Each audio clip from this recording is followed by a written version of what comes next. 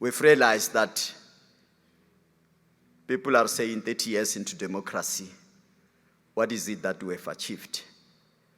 But when you check that some of the issues, we can no longer blame apartheid.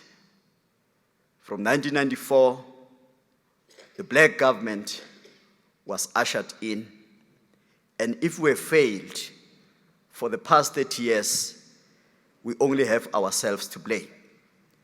The implementers of these acts and regulations, they are our brothers and sisters whom we have trust and have invested our confidence in them, believing that because they understand where they come from, they will act with speed and with emergency to make sure that the transformation goals, they are realized. I think we need to have a serious discussion with those that are playing in the financial sector, because without finance, we are going nowhere slowly. We have our DFIs that have just duplicated the criteria, the lending criteria from our commercial banks. By the time that they approve your application, if the project has not been cancelled, it will be on the verge of being cancelled. So based on that, it is not yet Uhuru in South Africa. We have various budget, infrastructure budget. Most departments and entities, they send that back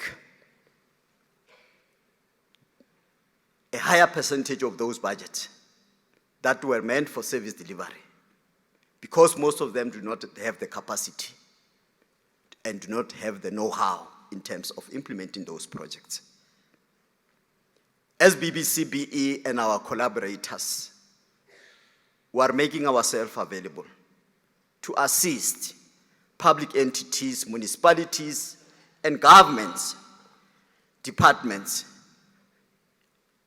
on how to execute these projects and make sure that the budget is exhausted, because the service delivery list is too long, and therefore we cannot afford to be sending the money back to Treasury. And we have our regulators who also have to assist in making sure that these public entities, they are capacitated, and not just capacitated, but properly capacitated. But while we are doing that, it is important that we also make a thorough introspection on ourselves. And when I'm saying on ourselves as practitioners in the industry, on ourselves as contractors, on ourselves as the built environment professionals, on ourselves as material suppliers, to do an introspection to check if are we really doing justice to service delivery? Are we really doing justice to this industry? We can no longer afford fly-by-nights in this industry. We can no longer afford to have service providers who, after receiving the first payment, they run away to Dubai and all these European countries, forgetting that that money is for the project and it needs to be reinvested into the project. And when they come back, the project has come to a standstill because the workers, the suppliers have not been paid. We can no longer have a situation where